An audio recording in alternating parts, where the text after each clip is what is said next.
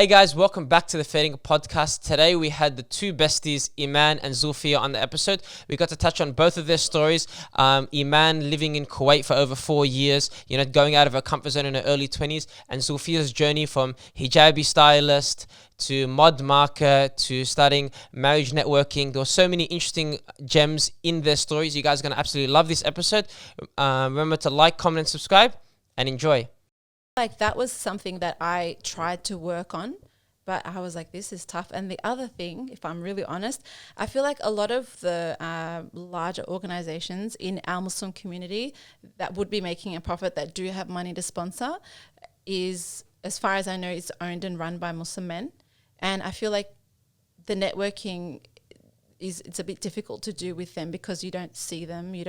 I'm not going to go to Jummah and stand next to them in prayer. Like, it's not, you know what I mean? But I feel like you might have that opportunity, which is great, and you should use it. But I felt like that was a struggle.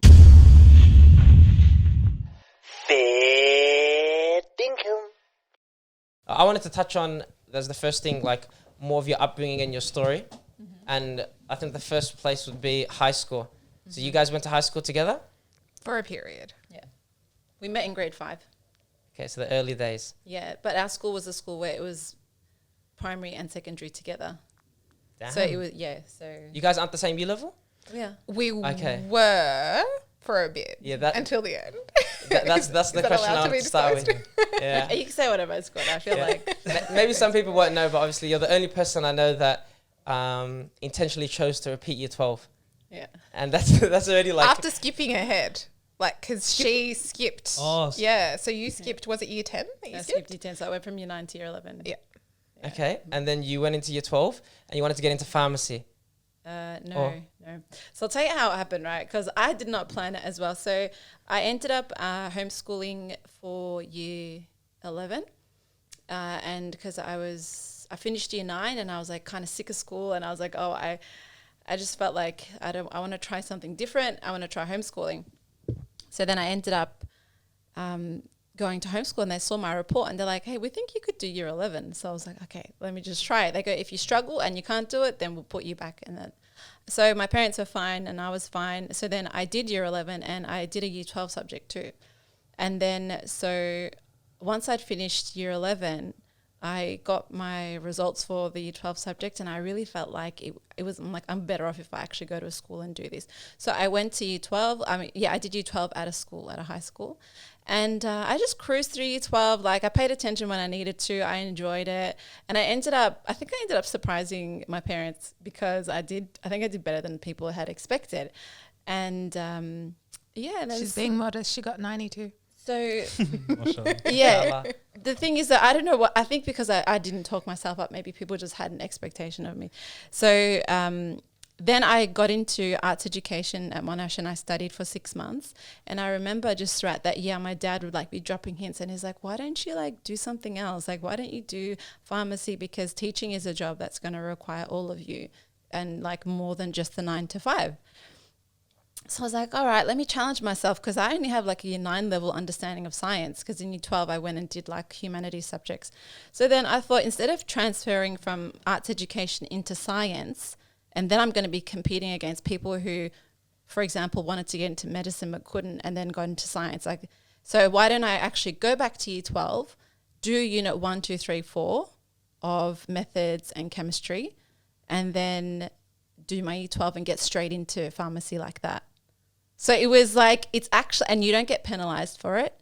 And for the subjects that you do twice, so I did some subjects twice. I did English again. I did legal studies again to bump up my score further. And they actually take the highest of the two.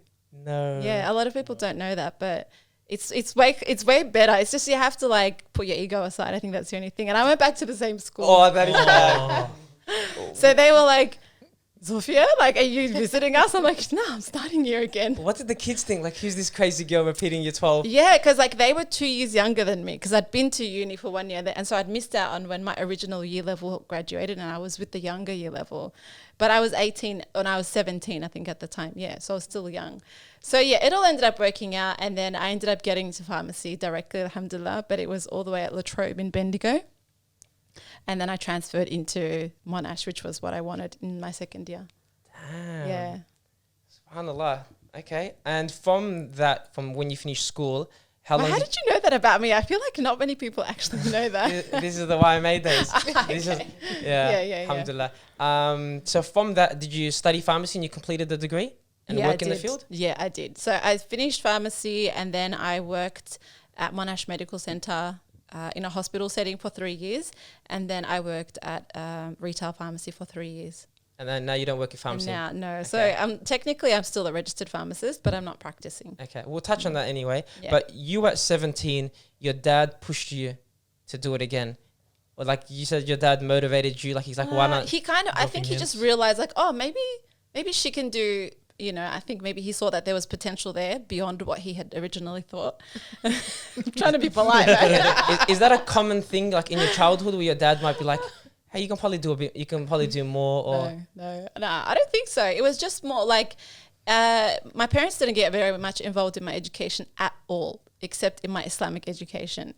Like they were really, like that was a priority for them. But all the other education like that I did at school, that was all kind of like, they wouldn't even ask to see my reports. So they weren't very worried. I think they just saw me doing fine and then they were just like... Is that because you were homeschooled, do you think? I was homeschooled for 1 year. Just 1 year? Yeah, year 11. What's your thoughts on homeschooling then? Like something that experienced it. It's so different because like when people think homeschool, they think like primary school. A lot of people homeschool their children in primary. But because I had a high school experience of it, it was a lot more like I had to push myself. I had to study myself. My parents weren't teaching me at this point, So I'd still go into school once a week.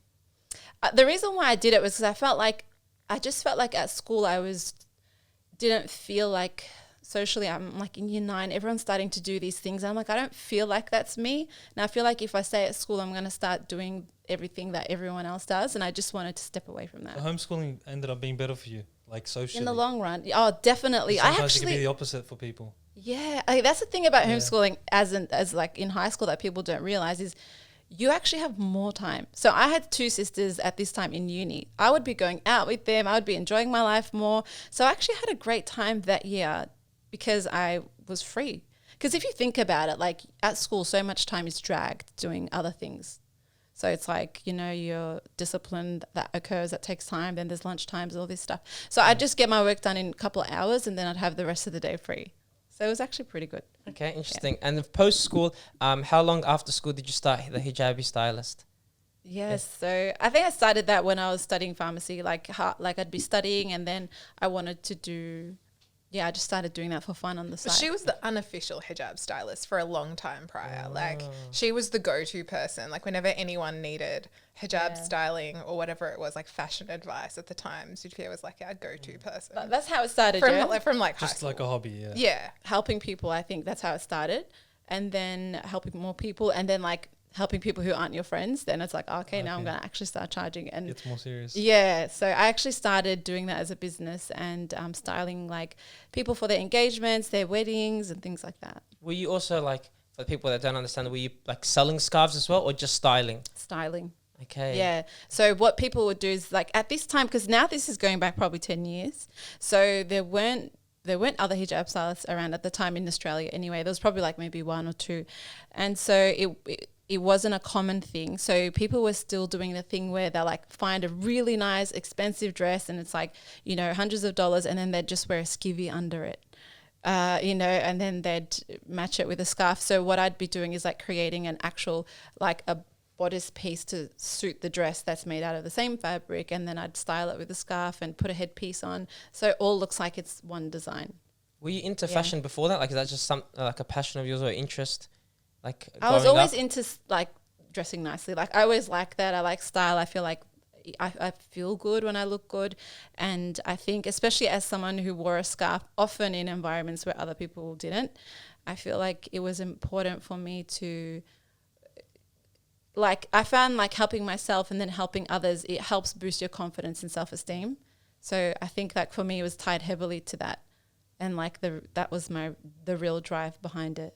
Yeah. Okay, and then from hijabi stylist, you did that for a couple of years? Yeah. And that went into Modmarket? Yeah.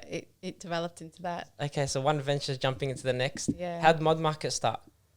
So Modmarket started... So Modmarket started. Oh yeah, I remember. Okay, so I had a child at this time, and then I was like, I don't want to do the hijab stylist thing anymore. I don't want.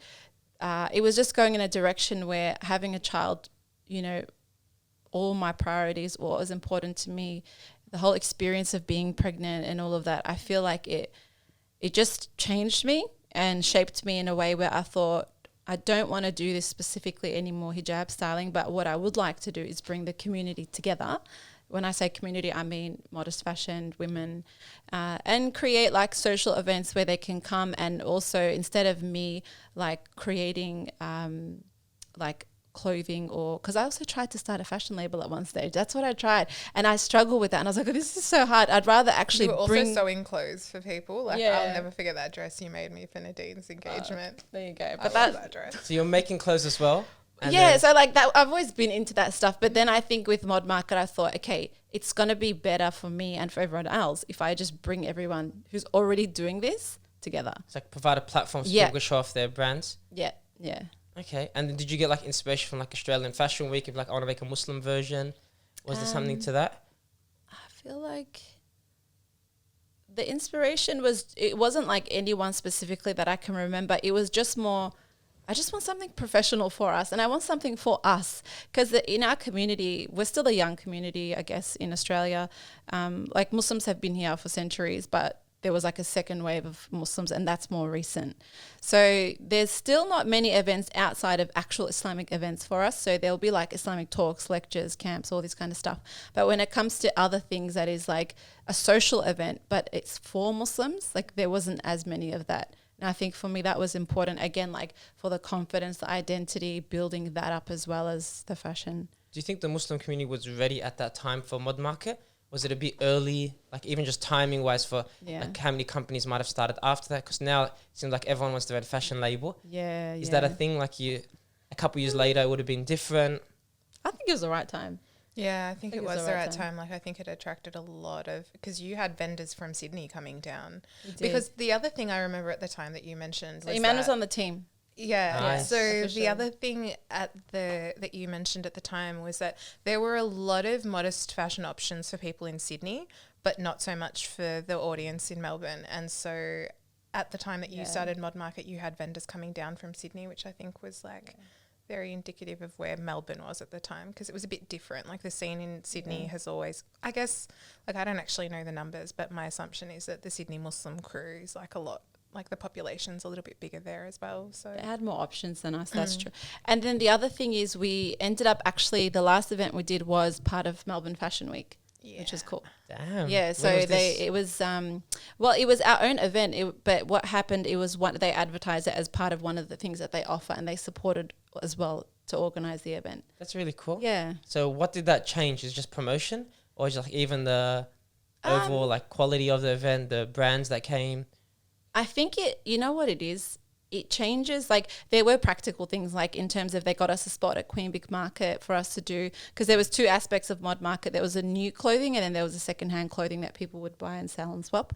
So they like gave us a space. They allowed, like there was a lot of marketing promotion thing that they helped us with. But I think for me, more so than anything, it was just having an established Australian fashion organization, I guess, supporting modest fashion at that grassroots level. For me, I was like, that's more than anything that they could give. It's like putting their name behind something and formalizing it. That was, for me, that was a significant part of it. Did you get a lot of backlash from the Muslim community doing that kind of? I don't think so. Yeah, if it was, you got support. Whoa, okay, that's very good. I don't actually feel like I got any negativity from the Muslims personally. Like, I don't know what happened when I wasn't in the room, but honestly, I felt really supported by the Muslim community. I saw like women were just really, it's like, I was like, okay, let's do this thing together, because I can't do it by myself. Let's all do it together. And then everyone was just so supportive and wanted to jump on board. And again, I think it comes down to what is there for us in the community that we can do, that we can socially just get together and have a good time in a space where we know our needs are going to be looked after. Like there's going to be halal food at the event. There's going to be like modest options at the event, but we can go just to have fun. And there's going to be like a prayer space, tahara bottles, like all this stuff. I feel like you got more backlash during your hijab stylist days.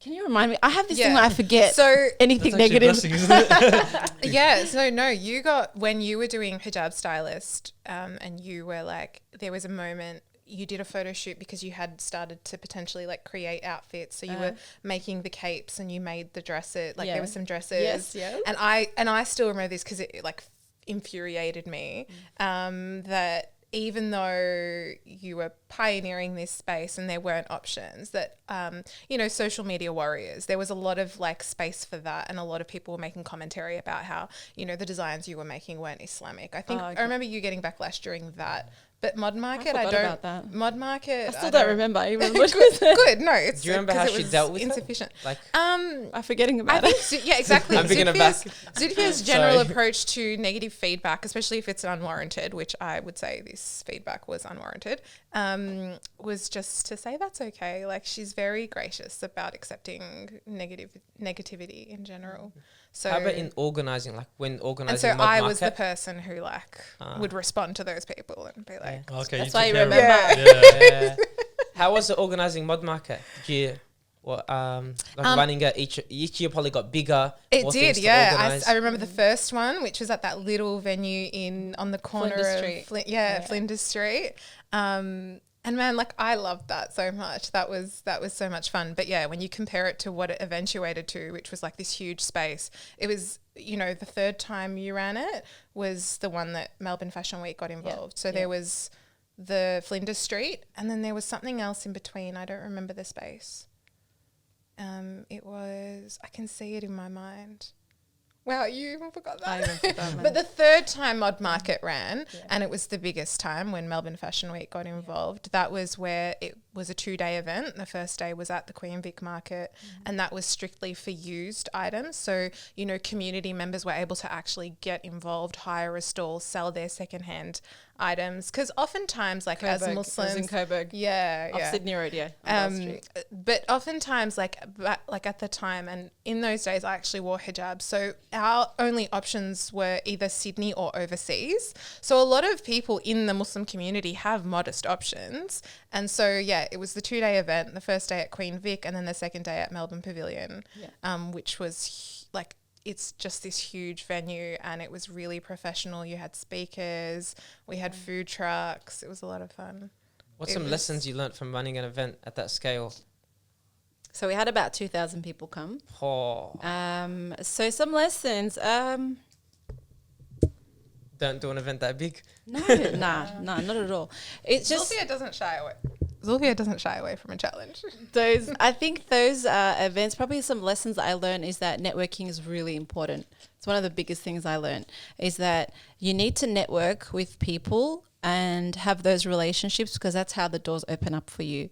And I think the lessons come from where you struggle. And I'm bringing that up because that was a struggle of mine. I'm like, I remember that being an issue. Like, okay, here's an event that we have. We have people who want to come. We've shown that this is a need in the community. People are coming. But then it was like, okay, how are we going to get funding to actually support this? How are we going to get sponsors? How are we going to get Muslim brands on board to sponsor this event? And I think that was the biggest struggle. And then, so for me, I'm like, okay, that was a lesson that I learned is like, constantly nurturing and building and networking relationships in order to allow whatever projects you're working on to succeed. You know, I think And that was a big lesson. Mainly you two on the team? Was it a big team? Like No, running? we had a team. We had so Iman, because Iman's my best friend, like she was there from the beginning informally as well, but then she joined the team officially the last one that we did. But we had about like I think around 8 or 10 people in our core team. And then we had all up, it was like 50 people, including volunteers. Yeah. It's a big team. So the last year was with Melbourne Fashion Week? Yeah. How come you stopped doing it? Yeah, I mean, look, I went through another transition in my life. So right after Modmarket, so that was at the end of 2019. And then I went through a divorce in 2020. And that also changed my perspective on life and everything. And I just thought, I was like focusing and investing in the community. And I'm like, now I need to rein it back and invest in myself and prioritize myself because now obviously as a single parent, I've just got to really look after myself. So from 2020 until now, that's been my main priority. Because also Modmarket hadn't reached a point, and I know it was your intention initially, like it had never reached a point where it was generating income for Zulfiye. And I think a lot of people didn't know that, you know, like for example, stall holders would pay an amount to be a part of the event. And I'm sure a lot of people had the impression that Zulfiye was making money from it, but she was not. No, we made money, but then that would go on all the... But it just covered costs. Like we covered costs. And we paid, like, all the money that I got basically spent on either paying for things or paying for the team and just, you know what I mean, like doing all that kind of stuff. But it wasn't at a point where it was generating profit. That was excess, right? And so I think that's why I'm like, I can't invest in this, because to invest in a business, you need to put into it. And then you don't expect anything back from it straight away. You know what I mean? Like you invest and you wait a few years. And so that's, I'm like, now I just don't have the resources to invest into that, because I was investing my own money. And that's how I was running it. And it's very easy for people just to assume, because you're in the public eye, it's like, oh, she's doing big things. She must be getting some nice paychecks. This and that definitely was not giving me paychecks. 9 to 5 paid way more than that. But that's the thing. Like, it's so easy for people to assume, because even like I've had times, because, you know, people see podcasts because it's online. It's like, oh, yeah, you must be getting like good money. It's like, bro, I'm putting everything I have back into it. Do you guys have sponsors? We've had sponsors before, but not frequently. Yeah. That might be something we need to talk to you about. Every time we get opportunities, it's always going back into it. Like, that's where, like you said, you're investing back in your business, and it takes years on years. It's like today we ran a workout for brothers. There's a sister we had on the podcast, Coach Amal, and she said you can give her, leave. Is she the one that is saying to have creatine? Yeah. Although I started it because of her. No. I'm serious. Yeah. Yeah, is it good? I good? bought some and I'm taking it now. It's very good, honestly. What does creatine do again? It helps bring water into your muscles, apparently. But its main thing is like it's a nootropic. It's healthy for the brain. It's got so many benefits. I can send you guys a video on it. But so she gives us the place, but not for free. Like I told her, we're renting the space from you. The money will go to her. We do like body scans, and then she charges us obviously to keep the space. And I said to the boys, like, because last week we started half an hour late, and then we were late for things we want to do. So I said, whoever comes late, you have to pay extra $5. Yeah. And this guy here behind the camera, he's like, who's the $5 going to? Is it going to your bank account? And I'm like, man, we went there we're there from 9:30 to 4 p.m. today. Training brothers, helping people with scans. Like, we make no money. All the money goes to her. Yeah. But people see, 20 brothers working out. I'm paying you each $35 because the scan and stuff. Yeah. It's like, I wish we made money from that. If we did, it's like $20. Yeah. That's how things are. And then that's why you need supportive community to run events. Like, you need sponsors. You're not going to make a profit from these events because you only have, like, even if you have 20, 30 people come, or even 100 people, the more people you have, the more the expenses also go up. So I feel like unless you're doing things like selling products or you have sponsorships, like through running events, I think sponsorships is where that real the income lies, because what happens is brands really want to be associated with good things and supporting people, and so that's where you guys come in, because that's the work that you're doing. But then you just need to have to connect and network with those. Is that hard building like rapport with businesses for sponsorships? Like, especially in the Muslim community, people say it's a bit harder. That was the hardest part for me. Yeah, that was because everyone has their strengths, and I feel like that was something that I tried to work on. But I was like, this is tough. And the other thing, if I'm really honest, I feel like a lot of the larger organizations in our Muslim community that would be making a profit, that do have money to sponsor, is, as far as I know, is owned and run by Muslim men. And I feel like the networking it's a bit difficult to do with them, because you don't see them. I'm not going to go to Jummah and stand next to them in prayer. Like, it's not, you know what I mean? But I feel like you might have that opportunity, which is great, and you should use it. But I felt like that was a struggle, because I'm like, okay, as a Muslim female stepping into business, okay, we can go outside of the community and try and find sponsorships. And that's like the journey that I was beginning to go on through Fashion Week. They were helping. But then it's kind of like, I was really looking for that from the community too. And I found like that was a challenge for me. Damn. Okay. And from Modmarket, you kind of said, I need to start investing in myself. And that was through COVID, like the isolation. Yeah, right before COVID started. Okay. Yeah. Because that does help. COVID kind of made everyone reflect, and it's like, you know, I need to maybe prioritize my family, you know, my friends, my passion. Like, sometimes you lose track of where you're going, and the time just goes. You know, months go past, years go past, and like, I haven't really worked towards a goal recently. But it seems like you were kind of always jumping from the next thing to the next thing. So even you, like, in COVID, like you start your own hobby, like roller skating. Yeah. But I want to talk about branding. Like, how did you brand Hijabi Stylist and Modmarket? Like, how important is brand to you?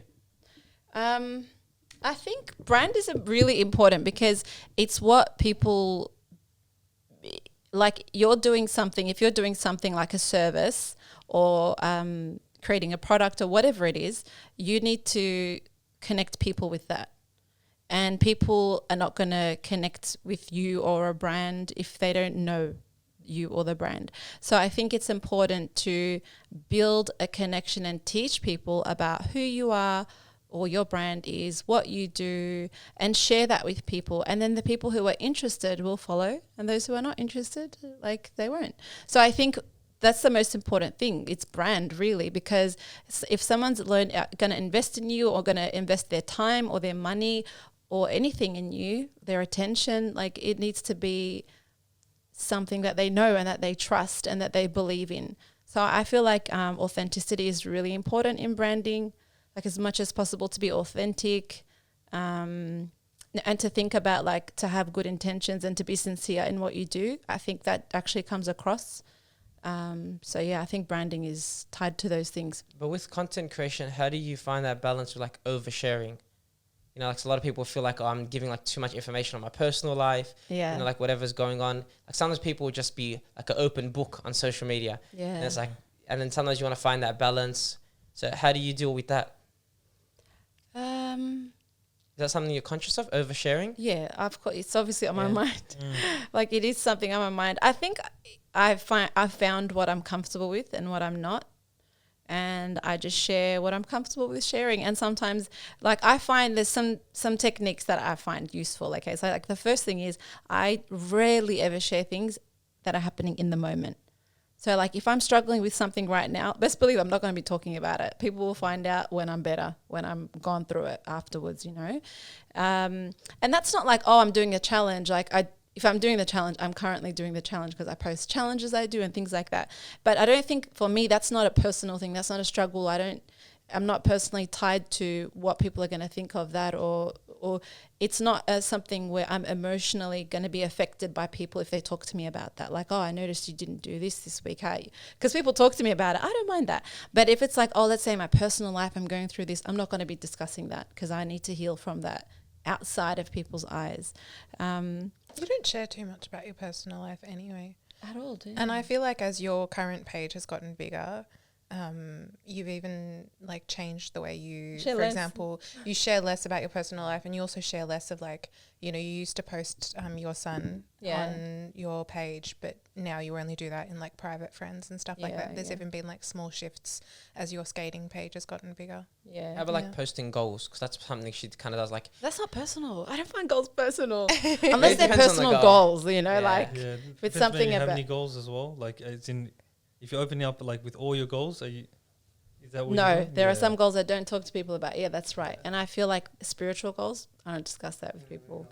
But that's because me personally, I feel like maybe that might shift my intention, or it might, you know, but if it's like, hey, I want to do this many push-ups, doesn't... it's not that deep. Yeah. No, and if I don't get it, like, it's just all part of the process. But for me, that's because I'm not sensitive about that. But somebody else might be, because they may feel like this, you know, whatever their history in their life, that they're sensitive about that. So everyone has their own sensitive things that they might not feel comfortable sharing with people. But for me personally, I don't feel sensitive about what people would say or think about goals that I'm trying to achieve with the ones that I share. But, like, there are some obviously that I don't share. Spiritual goals is kind of understandable, like, to kind of keep that hidden. And then, but some people would be posting it online, or even talk about, like, trauma in the moment or incidents they're going through, which is a bit much. Like, I'm crying, I'm turning the camera on now to talk to camera. Yeah. I mean, no shade, but I've never done that before. Zulfiye hasn't done that. But I think there's, like, going back to what you were saying before about authenticity, I think there's an authenticity about the way that you share your goals, because you're also really honest about not achieving them. Like, for example, the splits, like, and no, but that's refreshing. And I think that's part of why people are open to listening to you, because you're honest about not achieving things when you don't. Like, hey, I've set a goal goal to, this is your third time, right? It is, man. It's my third time no, and I know splits. that not because I remember it. I know that because you've said it. You're like, Yeah. this is the third time I've made a goal to like get my splits, and it's not happening for me. But now it is. Yeah. Mashallah. Yeah, it's good for people to hear that. I agree. But it's It important just- for it people makes to you hear human, that. Yeah. Basically, it's like, Yeah. oh, I'm following this sister, and she's human. She's tried 3 times. Yeah. She's still trying. Yeah. I have my goals. I'm wanting to do the same thing. I'll do it. Because oftentimes aspirational figures or, you know, people that we follow that do post motivational stuff, like they're not upfront about their failures, you know, and I think that then makes it, after a while, it becomes like that person and the level they're achieving is unattainable, you know, whereas as human beings, like, of course, we're subject to failure constantly, and being open and vulnerable about that's so important, which I think Zulfiye does really well. So, yeah, that's just... Thanks, Manny. Yeah, I reckon... I do, I don't mind sharing, like, if I haven't been able to achieve one or, I don't know. But look, sometimes, honestly, before I post, sometimes I'm like, oh, just post it, whatever, and then shut my phone and, like, leave it. You know, sometimes I do that. Sometimes I share things, but I feel like that when I'm like, I feel a bit vulnerable sharing this, but I don't think it's private still. I think it's like sometimes I worry, okay, what may people think about this? And then that's when I'm like, I shouldn't really be worrying about that, you know, so then I'll just post it anyway. So it's something that you kind of, you've just your personality, you can ignore criticism pretty easily. Like other people, if they're going I to... feel like, I mean, I don't know, maybe I haven't been tested with like extreme criticism. I don't know how I would deal with it. But so far, like if I do receive criticism, I feel like everyone's within their right. Like they're in their right to criticize. And it's I'm so in my easy right online to criticize. If they did it to your face, that'll be a real test. But then 90% of people aren't going to... 99% of people aren't going to... guts to do that. Yeah. How's your relationship with the numbers game? The numbers game. Yeah, like posting things, you know, views, comments. Yeah, I think like... I feel like... Sometimes I feel like when I focus on that, it's something that I shouldn't do. And then when I don't focus on it, I feel like it grows more authentically and organically. So like, for example, I've been trying to grow my Instagram account. And when I started TikTok, I didn't try to grow that. I literally just copy pasted the content. And that's not what you're meant to do. You're meant to create like TikTok style content. But I just like repost whatever I posted on Instagram, on TikTok. I didn't think about it. And then my TikTok account grew way bigger than my Instagram account.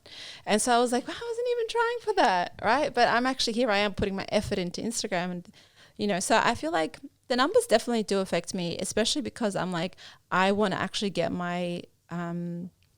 I want to keep my content authentic, but I also want to do sponsored content because I want to get paid from this stuff. If I'm putting my time and my effort into it, then why not, you know? But then I'm just like, I think right now it changes, but right now where I'm at in my life is like, I want to be grateful for exactly the amount of followers that I have and just being appreciative of what I have right now and not thinking about growing necessarily. Obviously, like at the back of your mind, that's something that you want to do because that's an indication that there's an interest in what you're doing. But I think recently I've kind of just like checked myself and just been like, okay, it's about who's currently following you and nurturing that space because there's some beautiful interaction that I get and things like that. So yeah, I think it's appreciating what I have. Yeah. I've never heard you mention numbers like once. Like obviously in more recent times when talks of like an agent have come, like I've known that that's but never like historically in our friendship can I recall Zulfiye going like, oh, I've got this many followers now, or like, or even being at the forefront of your mind. Like because that's the other thing. I don't think it followers, comes naturally to you, as in like you've had to start thinking about it because. Yeah, because I'm working with the agent now, so I'm like, oh, okay, you know, so like it is. Opportunities, Yeah.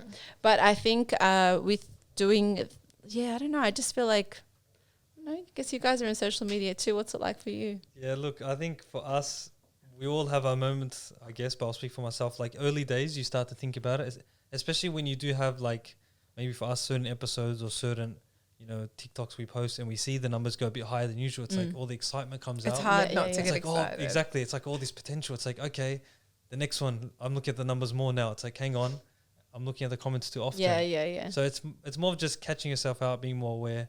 And really, like you said, going back to the current followers you have and what you're posting and why you're posting it. Yeah. But it's a constant battle, really. Well, the dopamine response, like, I mean, there's been studies done that show the dopamine response to, like, you know, certain, like, to getting likes and getting, like, social media activity or engagement is similar to that of, like, that you get when you're exercising or whatever it might be. So it's not, like, it's hard not to become consumed by it, isn't it?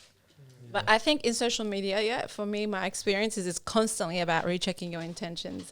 Just always bring it back to like, okay, why am I actually doing this here?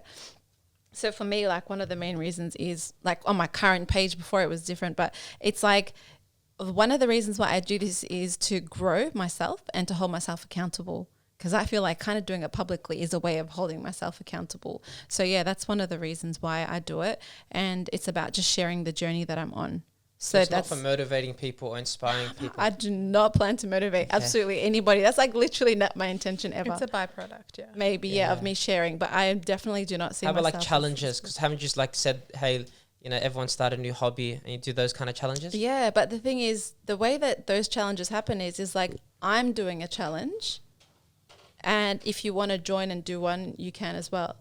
Yeah, because like I started where I did my own one, and then people were like talking to me in person. They said, be like, hey, you know, like I know that you're doing a challenge. I actually started doing this as well. So then with the challenge I did after that, I was like, oh, if you guys want to join me, you're welcome to, and I'll hold you accountable, because I love having accountability partners. So what I would do is I'd literally be like, okay, who's doing the challenge? And then like everyone would DM me whoever's doing it, and then I would make videos every week and like tag every single person, be like, okay, like how are you going with yours? How are you going with so like the first time you posted a challenge was not about getting people to follow along, but I think it's just, and I think it's a reflection of your intention and the fact that you're going into this not to like inspire. I mean, like, there's nothing wrong with wanting to inspire people. God, that came across a bit catty, but no, like, that's not your intention. You're sharing from a very genuine place, and that is what attracts people to want to. So like, I remember at one point, everyone in my family,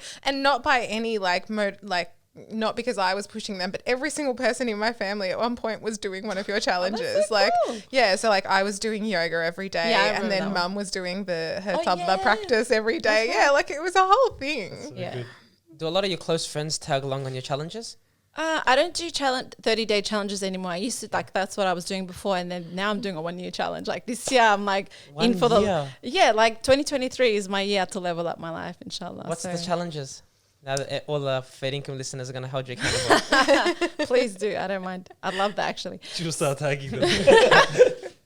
Tag 3 people. So my intention this year is to level up my life. And I've done it differently this year. So before it's like, I want to achieve this, I want to achieve that, or do this for 30 days. Whereas now it's like, I'm giving myself 1 year and I'm going to invest in myself. So I've kind of split it up into, okay, just creative, spiritual, like health, fitness, and then I can't remember, financial was the other one. They're the ways I want to level up my life, but I don't have a specific goal for them.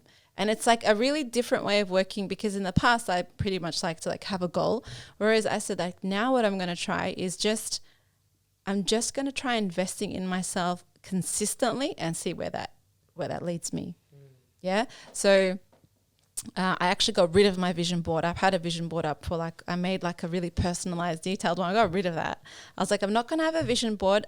And I just kept one quote on the vision board, which was basically about accepting who I am. So for the first 6 months, I'm like, I'm just going to fully work on accepting who I am right now, not who I'll be when I achieve my goals, but accepting me right now, and then allowing myself to become who I am from that. Because in order to change, the thing is like, to truly change, you need to accept who you are first, and then the change happens.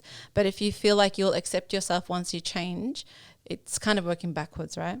So yeah, it was more like, I'm just going to be consistent. So it was like going to the gym. All right, I'm going to go to the gym every day, 5 days a week for 6 months. That was my goal.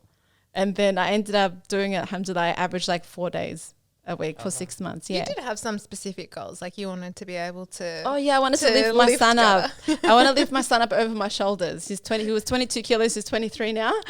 How'd you go? So, well, I still I've posted like a progress video. Actually, I do have goals, but they're not like F45 one. I think I saw like 100 workouts. Was it? Yeah. I got 100 workouts. That was 6 months. So it was like, I do have these goals, like, so I can lift my son up to about here, but like going from here to here with 22 kilos is it's not easy. You get there. Yeah, inshallah. So, like I do have little goals like that. Actually, you're right, Iman, but it's not like I sat down and I wrote down a whole list. Because in the past, I'd have like a vision board with like, this is what I want. Whereas this is just more like, consistency was my main thing. Like, sure, my goal is to carry my son, but my main thing is like, I could just go to the gym every day. 5 days or 4 days or whatever you're doing. This mindset, because like we do goal setting, and we kind of have that, like by the end of the year you want to memorize this or lift this at the gym or save that much. Do you feel like this approach is better for you at this time in your life? Is that what it is, or just in general?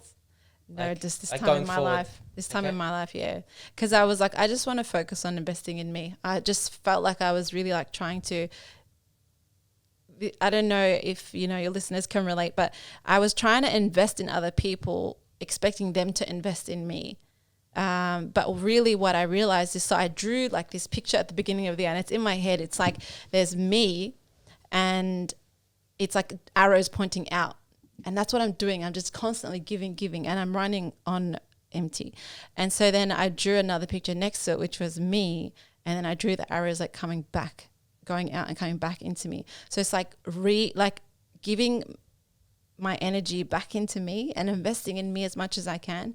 And then when you do that, I think people will follow along, like that love and that what I was expecting before, maybe that, when you're expecting someone to love you or someone to, give you a friendship or make you feel like loved, all these kind of things, right? Whatever you're looking for, appreciation.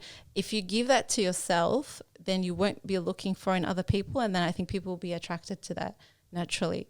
At least that's what I'm hoping, And so that's what I've been working on. And you've been pretty consistent, like through the 8-9 months without a goal, like without a target, like more just with the systems. Yeah. The 4 days a week. The systems, actually, I like how you specified that. So as opposed to having the end target, it's more the systems. It's your Atomic Habits book, yeah. I'm actually reading that right now. Yeah, I read it last year. She's coming to Melbourne soon. Yeah, I was thinking of you when I heard clear. that ad, and I was like, I should get Zulfiye. No, but I'm good. I'm just reading his book. So I'm appreciating everything in the book. So it's my second time reading it.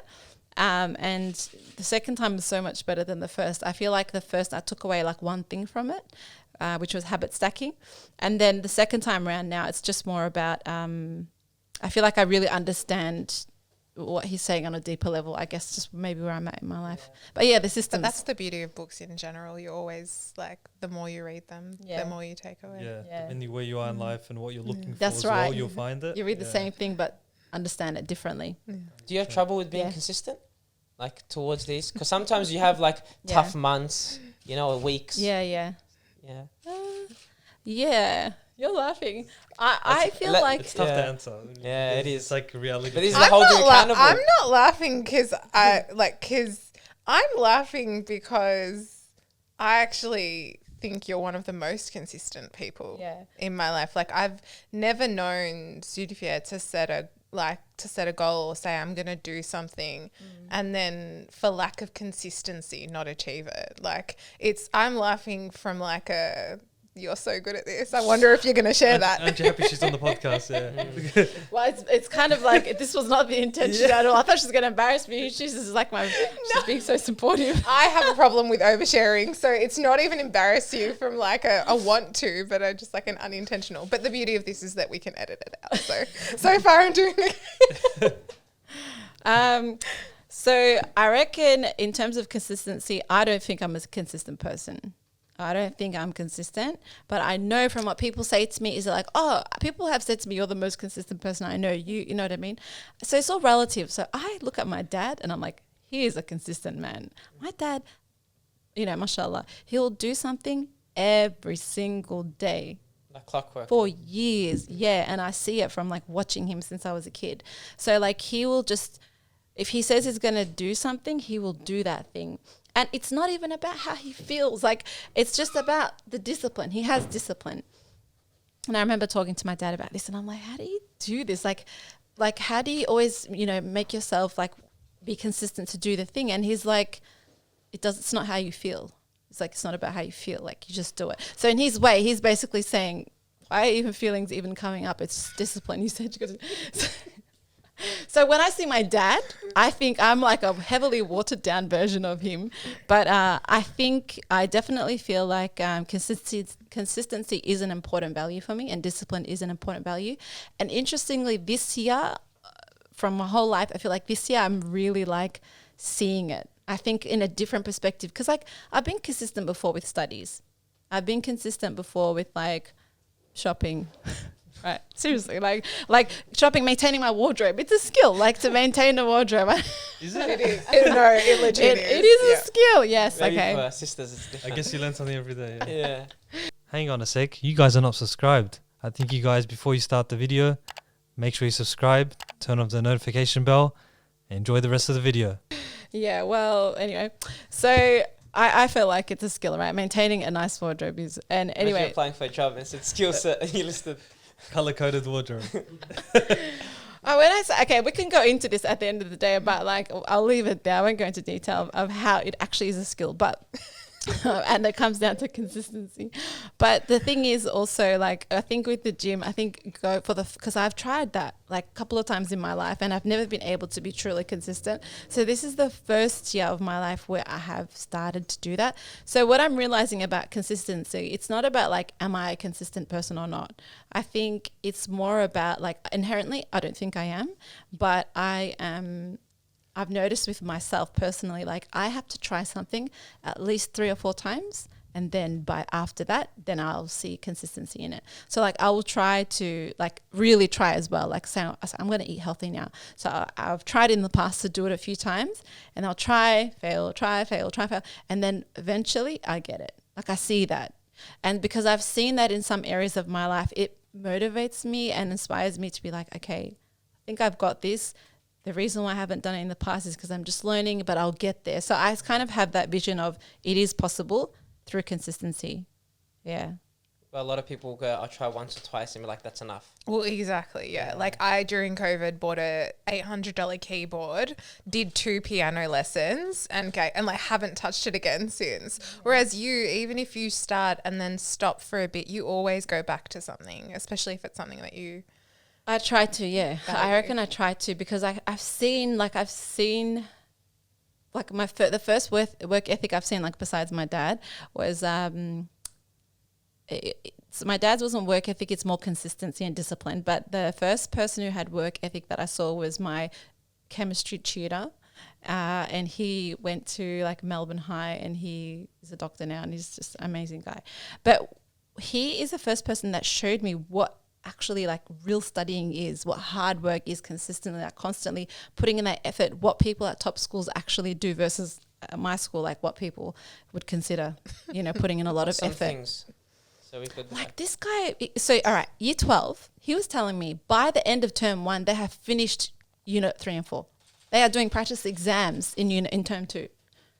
Yeah. Damn. And he's like, and I was like, so at my school, if you even do 2 or 3 practice exams, I went to a good school, but it's like the expectation was different. So it's like, if you did all the past exams on the VICA website, then you were like, that was awesome. Like, wow, you did all the 8 or 9 past exams. Whereas he was like, we do hundreds of past exams, hundreds. The school will pay for them or they'll get, and so they have like books where it's like just, so like that's what they're doing in the middle of the year. So that when the end of the year comes, they've sat exams, they know exactly what they're doing. It's just another exam for them, right? So it's like that work. And he would say to me like the amount that he would study and I kind of just felt like I never even saw myself as someone intelligent, but I was like, I know if I'm consistent, then that's when like the real results come. So I feel like having been consistent with some things in my life has shown me that what you get at the end of it, it's pretty cool. Like, you know, even if you don't have a skill, even if you can't do it, even if you are not good at something, you're not naturally good at it, it's fine, because you can get further than someone who is naturally talented if you're willing to put in that work and just be consistent. And you kind of use that for other areas of your life? Yeah, that motivates me. That's why I'm like, so to answer your question, I don't think inherently I'm a consistent person, but I try to practice it because I've seen the benefits of it. Interesting. And look, we don't obviously know your entire family, but from who we do know, we can kind of see that, you know, your family, your siblings, they trying to do things that in the community, trying to help the community any way they can. Like that's something that is common between your siblings. Yeah. Is that something that how your parents raised you? Like, was there something that was brought up as like your job should be a service to the community, and that's something you guys, or is it just? I think if I look at my parents, I see that my parents do serve the community. Like they do in their own way, they contribute to community. So community has always been a big thing. Yeah. I think community has been a big thing. And then growing up very early, I went into YMAs, you know, and like that is service oriented. It's all volunteer. So I'm volunteering from when I'm like 12 years old until I'm like in my late 20s. So I think that was also another big place. And my parents saw that and they would be happy for us to go to, like they would think, yeah, it's fine. Go to all the volunteering events, do all the stuff you need to do. They never saw it, like they always saw that as a good thing. So I think them supporting that and going there, I feel like there was a lot of positive skills I picked up from volunteering, and you know the idea of khidma was a huge thing, and it's like always serving. So I think like seeing service not as like, oh, I'm helping them, but actually I'm benefiting from serving other people on many levels.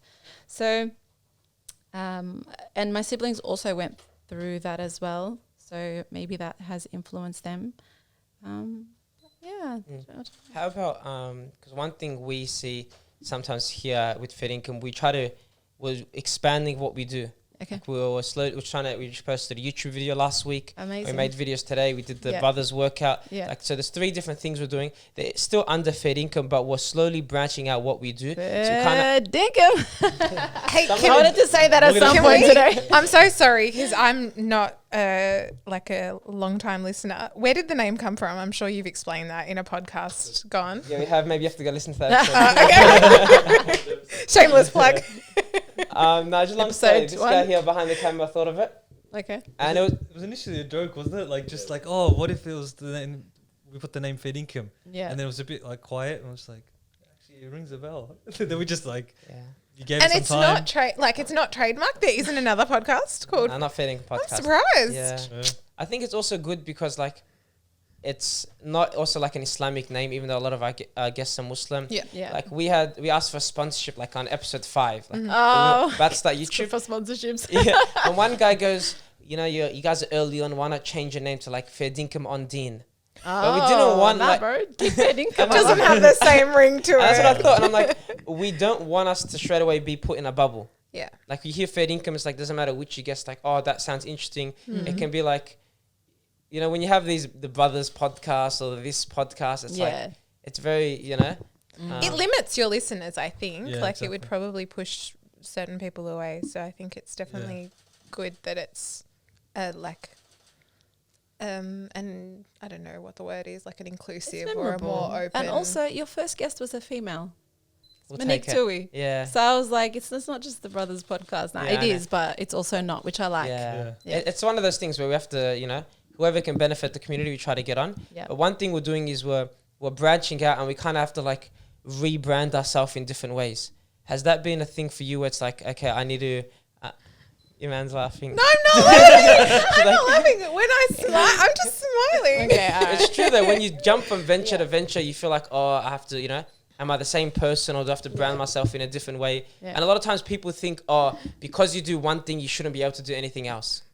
Like what? Like what do you mean? Has I don't know. someone I said hear a that lot to of you? times, like for example, like Dwayne the Rock Johnson gets called out a lot for that because he was a wrestler and then I think he used to sing or something. Now Isn't he's he like the most famous or high-paid actor now? now. Yeah. But at the start, like Arnold, it's like, oh, you should stick to bodybuilding. Wrestling or stick to Oh, then bodybuilding. you stick to To wrestling. be fair, Arnold should have stuck to bodybuilding. Let's be real. His acting's not that great. But wasn't he a governor? I mean, yeah, on he's- politics. Yeah, well, I have opinions about that too. He's a Republican, so no. But it's one of those things where people jump from thing to thing. Yeah. They get a lot of hate, especially early on. Yeah. It's like stick to what you know. And maybe for you, like rebranding yourself, like even starting like rollerblading, like when you Yeah. probably started, you roller went skating, but roller okay. skating. Blades We'll cut that out. But Yeah. is that a thing you have to be conscious of, like rebranding myself when I'm jumping from venture to venture, a new idea? Nah, I just because I'm not branding myself. I'm just doing what I like, and so yeah, I think if I thought of it as a business, I think it would be a lot more stressful, and I'd have to think of this. Also, I'm not a team, right? You're a team, so I feel like it's a different mentality. So if it's just like Iman said, when I started this new account that I did for roller skating, it was a personal account. If you scroll back to, but like going back to my I went to the last post before the episode. I'm scrolling. I'm like, okay, what do I my need? first post was like, this is my new account where I'm going to be posting like photos of me and my son. And it was just like it's like as if I had 10 friends, which I did, like probably following me at the time. And that's what it started as. So in terms of rebranding it, it's kind of just like I just go with the flow with what feels good for me at the time. And because this isn't like something that I'm like, I have plans where I want to get here and get there. If it was, I think I would probably be considering things like what you mentioned, but it's a lot more organic than that, I think. I think it's more like Zulfiye has multiple interests. Yeah, and I just when share it's an them. individual, it's kind of easier. But when it's a group, it's like, oh, you guys as a group do one thing. So now branching out, it's like, okay. I love seeing you guys branch out, like on a personal level. I think, like recently, I've seen posts about you guys going to the gym, and that's so exciting to see. I'm like, it's nice that they're interviewing. So what I see is you're interviewing people, and you're like sharing people's stories and lessons, but then you're also sharing your own journeys as well. And I like that. And then you're going to the gym, and I'm like, okay, so they're showing their journey of self improvement too, which I think is awesome. I think it's what your man touched on. It's like you humanize yourself. Sometimes on a podcast, you might have a nice quote or talk about a nice book. It's like, damn, this guy's productive all the time. Yeah. That's not reality. And if you kind of show that, it's like, it's nice to see people along the journey. Yes, instead of the 40-year-old millionaire who created like 10 businesses, but you don't see the stories in between. That's right. And like mostly like I feel like a lot of males, like if they were going to be showing gym content, it's going to be of them like ripped with like they've made it. They're with whereas you guys are on the journey there or wherever you want to go. You know, you want me to show you my body scan? Yeah, show me your body scan. You know, it's so funny. But like, are you at where you want to be? Oh, that's confronting. No. I'm so sorry. I'm very proud of where I'm at. Mashallah. But that's not my question. That's not my question. I'm saying, are you at your ultimate goal? No, but I don't think you ever will be. Wow, I really have touched a sensitive spot. I'm so sorry, guys. But if you think about it, if you asked me, I'd be able to answer it straight away. But like, I have to understand that everyone. But then, can you pick up your son? No, so I haven't reached my goal. It's same like that's the thing. But then I don't think my goal will ever get reached. It's always like you in a year. Like I'm proud of where I am. Okay. But they're just proud, not satisfied, like that. But I was just saying that because I didn't want you to feel like I was insulting you. We're still showing our content, so it's fine. Like you're still what? We're still showing the. That's what I'm saying. Yeah. Like you're on a journey, so you obviously haven't reached a destination, but you're on that journey, and so you're better than where you were last year, but you still have space to grow, and so you're showing that. That's all I was saying. But it's good, like because even having the workout, it's like if we want to train the brothers, like we have to hold ourselves accountable. Imagine training 20 brothers and 18 of them are more fit, in better shape than you and stronger than you. It's like, okay, now this is going to hold us accountable, but we need to set a standard. But that's beautiful. That's the thing like about, I think, teaching or just being in that space. I remember when I was doing my teaching rounds, I saw a quote that has stuck with me since, and it was at a school for like gifted students. And it said, at this school, every teacher is a student and every student is a teacher. And I think when you work with people, and so for you guys in this respect, you're training people, but I think holding, or part of attracting people and part of people continuing to be with you is that you're not arrogant about where you are. Like we're doing this not because we're the best, we're the fittest. We're doing this because we just want a community vibe. And so it's not that you're standing up there upholding yourself as like, the ultimate gym guru or whatever it might be. I think it's better that way. Yeah, You're on the journey and you're sharing it. It's like if you take people roller skating, you're trying to get them maybe into the hobby and you're trying to show them how fun it can be. It's like, oh, this is a skill you could pick up. It's not like you're going to train them to be the number one in the world. No, Zulfiye was inviting people to come roller skating with her and join her roller skating journey, like from the very start, like from day dot. You were. I was trying to recruit from then because I just wanted people to skate with. Yeah, you were scared just like, to go this is alone. so fun. I'm park's falling intimidating. all the time, but come join Well, me. actually, the park and also the suburb that I live in at nighttime is not one that you want to be out. And like that's the only time I had to skate because by then my son's asleep. Then I can go, Do your son skate? Yeah, but by then at that time he was like 2 or 3, so he was just learning to walk. So he was walking by then. How many of your friends picked up the hobby with you? To be honest, a lot of them picked up, but they're not very haven't They're been not very very consistent. Is that something where you see, where you're like, because I see it sometimes, like for example, Ali with a language or something, where he goes, oh, I'm going to go do an hour a day or half an hour a day. Now he speaks Spanish pretty well. Man, that's And then- amazing. And then I can't. And it's like, oh, if I just tagged along for those half an hour, is there something you look at sometimes, you know, if you're picking up each other's skill or language, it's like, oh, if I should have just did that? Like, is it like a regret kind of thing that you both feel sometimes? I definitely see Zulfiye as a source of inspiration. I did pick up, like, I did go and spend $150 on skates after she inspired me. But once again, I'm not a very consistent person, so I didn't follow through. And there are times where I'm like, oh man, like, it would be so cool if I was able to spin on skates. And if I'd just been that consistent, I would have. But I also think comparison is not the best thing to do, you know, and people's life circumstances are often different. People's personalities are different. Their priorities are different. So as much as, you know, sometimes I do go, oh, like if I do often say to myself, I wish I could be as consistent as you'd feel like in other, you know, respects or on, you know, in other personal goals I might have. But I never then go, oh, like I regret it. Yeah. No, not really. I think that's the main thing when, like Monique Tui, when she came on, the big takeaway I took from that, she said comparison is the thief of joy. Yeah, And I'm pretty sure that's a famous Yeah, poet Theodore or Roosevelt. something. Yeah, said there that, you go. yeah. A famous But then it's poet. like that kind of thing. It's like if you just keep comparing yourself, you'll never be happy. Because sometimes it's not even your own goal. Like, for example, Spanish, oh, that would be cool. But do I want to learn Spanish? If I could pick a language, maybe it's like, oh, I'd rather be fluent in Arabic. It's like, it's not even your goal. It's probably why I didn't even do it. Yeah, maybe. Yeah. But it's one of those things like, it's not an interest of mine. And then it might be interest to someone else. But then you look and you're like, damn, I wish I had that. It's like we compare things we don't even want if we could have it. And it's a bad mindset to have, especially around friends or family. Yeah. Yeah. Okay. Yeah. I want to touch on now your things you're doing. You have a marriage workship. Yeah. Is that yeah. correct? Well, No, it's not a marriage workshop. Marriage. definitely not a workshop.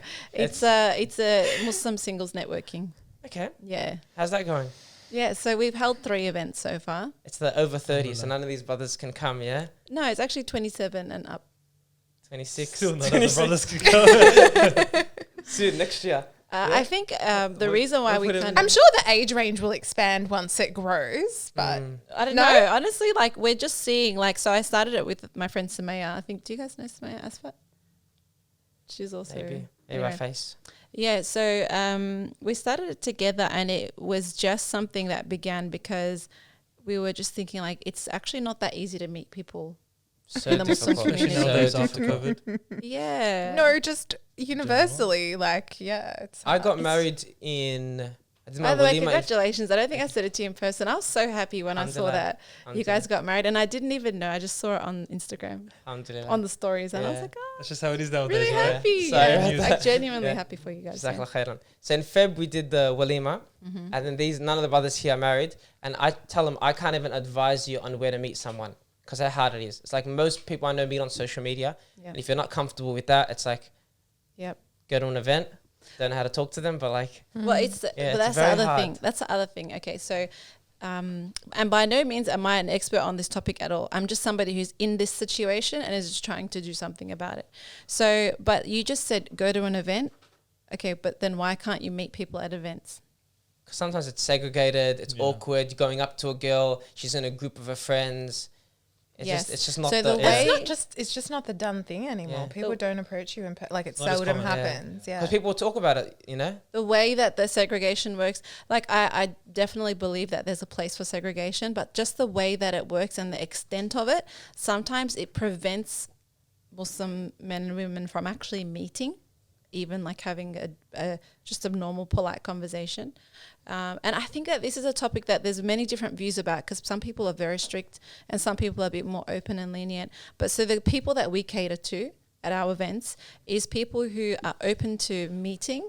It's very much like a work setting where, you know, at work where you have meetings or you have like icebreakers and the activities like that. So it's that kind of a setting. It's a very respectful setting, and it's at a place where it's a public setting. And there's so the events we've had so far, it's like 20 females and 20 males. And so we run group activities so people can and then we switch the groups up so that people can have an opportunity to meet everybody there. And then there's no like exchanging numbers with each other on the night. What happens is that we actually, you kind of just make a note of anybody that you were interested in. And then if there's mutual interest, we connect them together. So like we'll share the email addresses. Okay. And then it's up to them where they want to go from there. So, and I think that it's important because in the community, like there is dating apps. Like, for example, there was one place that I was asking them if they would be open to us using their venue. And he said, he actually said, sister, I don't think this is the right way for people to meet. I said, okay, that's fair enough. I said, then tell me, where can people meet? And he said, I don't know, dating apps. I'm just thinking dating apps are actually private. They're fully private. So if you're being conservative, if that's why you're saying no, then I find that interesting, because dating apps are actually, for people who are conservative, that's actually like a private conversation. It's very different to like what we're doing, which isn't, so that's why I'm saying, like, I know that this is a topic that we can't all agree on, but in our capacity, I feel like this is a service that the Muslim community needs. And I pray that God guides us to do it in the best way, but this is kind of the way that we felt, you know, is the way to do it. So I like the approach, like, because sometimes people see the Muslim and they think it's like a speed dating, where it's like 20 tables and then you kind of just do circles and that kind of thing. Like, I'm not too sure. I've never been to a marriage networking event, so I wouldn't know exactly how it goes. But that's what I've heard. So it's interesting that you took a different approach to it. Yeah. So but by the end of the night, though, everyone has had a chance to talk to everyone. It might not be for long because the event's 2 hours. Yeah, and so that's kind of the way that the event runs. So it's not like a marriage workshop, but everybody who goes there is going there with the intention because they want to eventually be married. And you just pretty much let people know like your age and if you've been married before and if you have children. They're the only things that kind of are required of you to share. And then after that, it's because everyone's adults, and that's why we didn't organize it for people under 27. It's like by the time you're 27, if you haven't already been married by then you would be looking for a place to meet people and you're not shy about it, because when you're younger, maybe it might be awkward to come to an event like where everyone has that intention, like we're here to. I know personally, like brothers that are 23, 24, they might say, I don't want to go to a marriage networking. Yeah. Because they have MSAs, like Islamic societies, and they're seeing all these sisters and they have, they're going to events or something like that. So I think it's a good age. It's better to keep it like that. Because by then uni's finished. Yeah. Your Muslim societies are over. Yeah. And so now it's like, well, if you work 9 to 5, where are you going to meet somebody that is a Muslim? Because if you're in your workplace, if there's no Muslims, then it just really, it's very limiting. And I think the reality is people are turning to alternatives, which is actually a lot worse than coming to an event like this. So I feel like this is trying to be the middle path.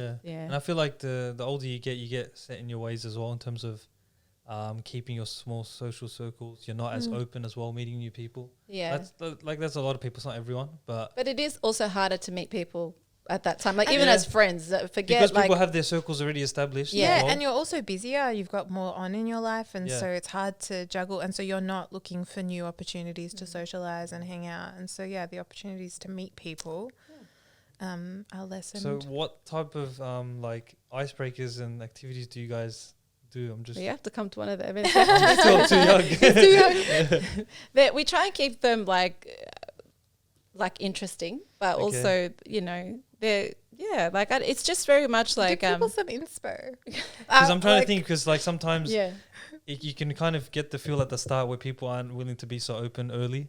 Yeah, and then we always go based on feedback. You're so right, because the first event we're like, okay, what we're going to do is we're going to plan this whole event out so that it's not awkward, because we don't want this to be awkward for anyone.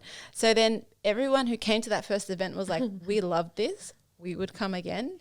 But the first 10 minutes, as soon as we walked in, like, it was awkward. We didn't. So I was like, all right, we're going to fix the first 10 minutes. So then for the next event, as soon as people walked in, we had a plan of like, before you came, you answered email questions.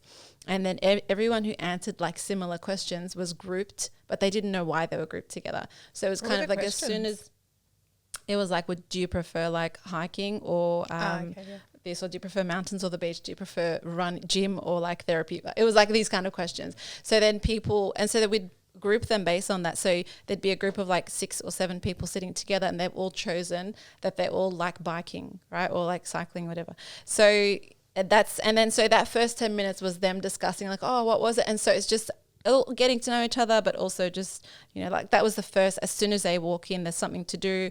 And having people greet them at the door and saying like, this is your name tag, come through. I think like all these things. And then we did get feedback that it wasn't awkward for them in that next event. So like, we just go based on feedback. You're going to be doing it once a month or? Not once a month. No. So we've done 3 so far, and we're just like taking a break, and we're thinking that we might actually like to organize like a more open event where it's not networking, it's just Muslim singles attending an event, and we might even invite a sheikh or even personal development, just people to come give talks and insight about preparing for marriage and relationships and self. Is that what? Because it was capped at 20 people as well. So if like the same people come each time, 20 each gender, it's like it. So it's 40 people at an event. Yeah. But the thing is, the same people won't come. So like, just even based on like availability on things like that. So I'd say for the second event we repeated the same age group, and we had, I think, 4 people come from who had attended before. And like there were some who wanted to come that couldn't. And I think, so they might come to another event. Okay. That's actually beautiful. It's a good initiative to have. And that's, I think, what more Muslims need to do is find the gaps.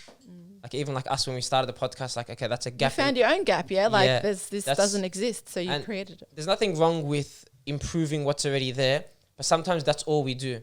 We just keep improving what's already here, and no one's like, okay, well, let's start something new. Like the sister we had on Coach Amal, she's like, sisters only gyms. Because a lot of times there's like Fernwood or Durham have like a sister section, but it's like, okay, how about a family or community that can train together and push each other? It's like, okay, that's a good thing. And then just keep looking for gaps. And even in content creation, like that's a big thing. Find your niche and then just execute on it. Yeah. So I wanted to get some parting advice on content creation and consistency and stuff like that. If you have any parting advice for the audience, because there's a lot of people that sometimes feel uncomfortable to start even a new hobby themselves. They want to start archery or sport, going to the gym. And then second thing is even uncomfortability with posting and being active on social media. Like that's something they've always wanted to do. I have so many friends that go, I'd love to make YouTube videos. I'd love to, be a content creator. So last 2 points. Okay. So the first thing that you mentioned was about consistency. The second was about posting, So, okay, if I had something to say about consistency, I would say that from my personal experiences of trying and failing and trying, I would say that you need to just start in when you're not ready. That's the most important thing. So starting even when you're not ready, when you don't have the resources, even if it's like, I know it may sound silly, but even if it's just like 5 minutes or something small of what you want to do, right? That's important in consistency. And then not basing it on how you feel. So I think a lot of people, whenever I talk to people, they ask me, how do you stay motivated? And again, like I remember what my dad said about motivation and how it's not on motivation, it's on discipline. It's about, I said I'm going to do it, so then I'm going to do it, not based on how you feel. So I think that is, and then like you're going to fail. This is more than one thing I'm saying, but anyway, like you're going to fail. It's a given. Like I've been like with a coach now for probably 4 weeks and doing my own healthy eating all up. So like 7 or 8 weeks. And then there was like a week where I was with my coach where I just went back to eating normal food. I was like, it just doesn't feel good. Like I'm not being true to what my goals are. But then after that, I was like, all right, just get back on it. Like, and I just got back on. So I feel like it's like not hating your whole self when you haven't stuck to something you said you're going to do, and realizing you're human, but you just got to like start again and start anywhere when you start again. You know what I mean? So yeah, I think like it's just about not having these high expectations. Just start anywhere. It's not based on how you feel. It's just based on you said, you gave your word, now you got to do it. Consistency. How about content creation? Content creation.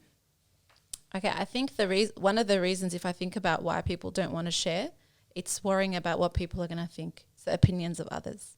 And I think it goes beyond content creation, and that would be like, one thing I know is that the way you show up in one area of your life is how you're showing up in other areas of your life. So if you're running late to work, it's not just that you're a late person to work, you're generally not respecting time in more than one place likely. So the same way as in if you're conscious of people and you're not posting because of that, then there's a chance that you're not living authentically in other areas of your life because of the same thing you're worried about. So I think it goes beyond even content creation. And I think that, so then it comes working on your confidence, working on accepting yourself for who you are and not who you think you need to be or who you think people want you to be or how you should look. And it's just people, I think even myself, we all fall into this trap of, if I was this, then I would be, if I were, but it's like, well, Allah gave you what you have right now. So it's about being grateful for what you have right now. And then I think when you start being grateful for what you have, you start accepting what you have. And then doors open for more, So I think like if you focus on being grateful for what you have and the skills that you do have and the face that you have and the muscles that you have, or like wherever the levels that you're at there, if you accept that and you're grateful for it, and then then I think you can share it without worrying too much about what people think. So yeah. Oh, drop the mic. Was there anything you wanted to touch on before we wrap it up? I wanted to hear about I have a story about Ali. So obviously you've put yourself in uncomfortable situations ever since a young age. You said your first teaching experience was 16 years old and you taught me, some of the other students as well, and you said you had a story. That's right. Is this worth sharing? It's such a beautiful story. Okay, it's up to you if you use it. It's not embarrassing at all. Okay. I think it's beautiful. So, and I'll remember it, and it's actually like it touched me so much because it just reminded me that it goes back to what you were saying about children teaching you and you teaching children. Just everyone just being teaching able to learn in general from each other. Yeah. But because I was teaching children at the time, so I was just in class and I was telling the story of how there are people in this who live amongst us that are descendants of the Prophet, peace be upon him. And then, do you remember now? No, I'm just laughing. It's just the anticipation. Did Ali say he was? No. Thank God I did. He was just like, I was telling, and he was amazed. He was, what? So you're saying that there are people right now who are related to the Prophet, peace be upon him? And I'm like, yeah, like their parents was related to his daughter. So that's how they're, And so you were amazed by that. And I was like, and do you know one of them are even here at Saturday school with us? And then you were like, who is it? And then I said, it's the chef in the kitchen. He makes us biryani every week. And then you were like, do you remember this? No, I'm just laughing. You were like, the chef?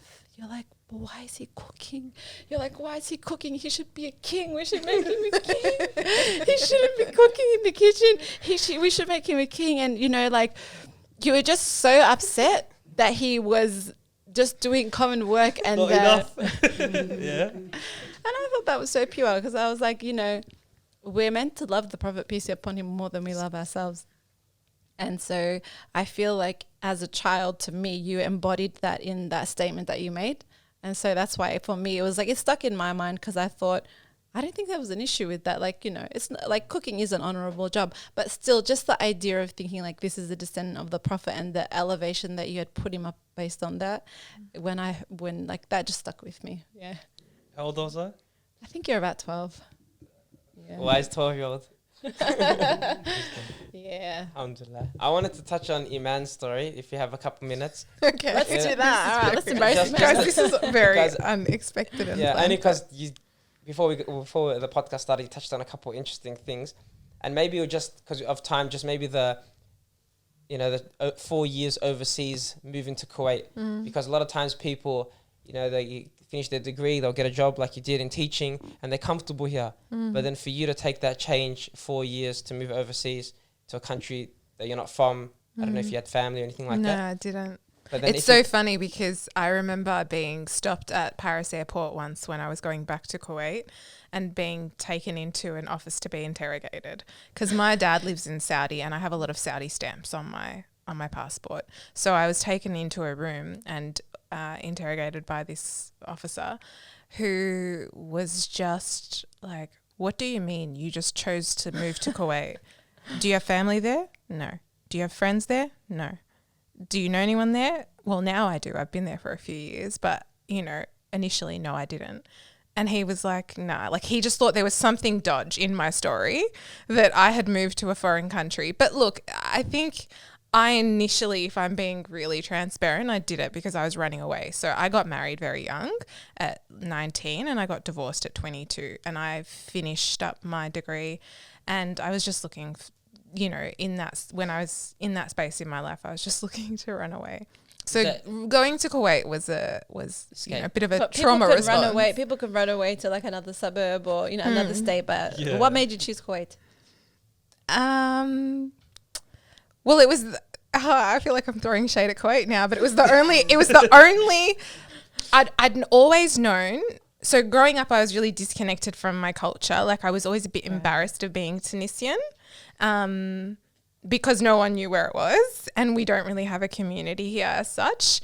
And when I was in my early 20s, I really reconnected with that after a few visits to Tunisia. So I wanted to be close to Tunisia.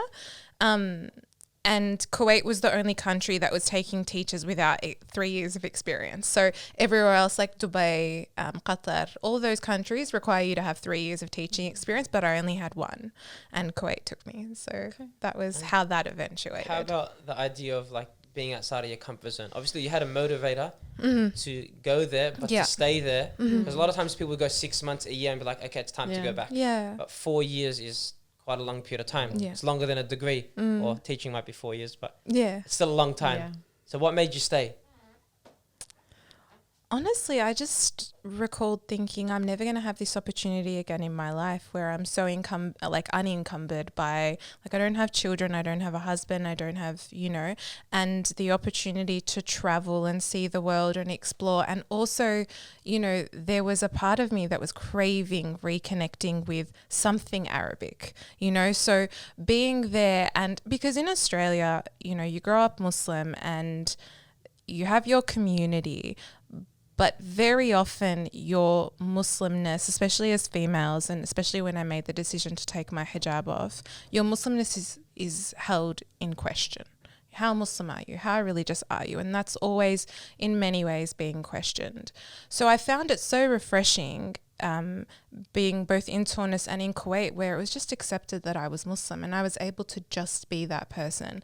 And then also to live in a society where, society's rules are like they're navigated around your Muslimness. So during Ramadan, early start, early finish. There's Ramadan decorations, all of these things that people in those countries often take for granted. But coming from a Western country, you don't. It's so refreshing to just be around people that share your faith and society kind of caters to you. So I loved that element of it. And also, improving my Arabic was a big part of that. I just felt really connected. So those were all kind of the reasons I stayed. Also, the opportunity to travel because I've always had sort of... You got to travel from Kuwait? Yeah, you were traveling a lot. No, I've traveled my entire life. I was born in the States and we moved from the US to Malaysia. Then we moved to Australia by the time I was 6. Then my parents split up and my dad moved to Saudi. So I'd spend every year in Saudi. We have no family here. So anytime we'd see family, it would be either to go to Europe or Tunis. So I've always had travel, but it's just like in my blood. That's a podcast in itself. So next episode. Mashallah. How about some parting advice? Because obviously it seems like you went after your dreams in that sense? Like you wanted to do something, you wanted to, you know, have that strong connection to your Arab culture, you wanted to travel, you went after it in that period of time in your early 20s, and a lot of our audience is in that 20s age group. Is there any advice you'd give for that? Do it. Like I came back and I say this to everyone now. If you have the opportunity, like even if, find the opportunity to, in those years of your life, to go and not just travel like for a holiday, but to live, to immerse yourself in another country's culture. Like it changes you as a human being. It really does. I think everyone should, you know, obviously, alhamdulillah, like I do recognize the privilege that we have here in Australia and the privilege that I personally have to have had that opportunity, but make it happen. Like at least once in your life, go live somewhere that isn't the country that you grew up in, because the amount of, you obviously learn, like, you know, all those cliches, you learn a lot about yourself and you grow immensely, but I just think there's nothing else like it that can teach you in the way that living away from your comfort zone does. Yeah. Yeah, that literally is a podcast in itself. But obviously due to time, sorry about that. But honestly, thank you both very much for coming on the podcast. Where can the people find you? Both of you on social media? Yeah, my Instagram. Zulfiye. Zulfiye, it's my name, yeah. It's Zulfiye, like spelled Y-E-A. And Iman, where can they find you? Serendipity. No, actually, no. My Insta moniker is now iman.m.48, which it's changed. No, it used to be Serendipity. Thank you very, very much, both of you, for coming on. Honestly, it was a pleasure to have you both on. Honestly, the episode was full with so many gems. Thank you very much. And I want to say, because like I'm very big on this, I want to say thank you guys. Like thanks to you both and to the whole team, because like our society and boys in our society gravitate to often really negative male role models because that's all that's available. And so creating a space that, you know, gives especially like men and young men an opportunity to, you know, engage with positive, wholesome content, I think is incredible. So you guys are doing awesome. Mashallah. Mashallah. Good job, guys. Ditto. I agree. Especially seeing you guys as like kids and seeing you now, it's pretty cool to see their growth. Yeah, we're still on the journey. Yeah, sky's the limit for all of us. We all are. Let's see how we go. Now, thank you very much. I hope you guys all enjoyed the episode. Remember to like, comment, and subscribe, and we'll see you next week.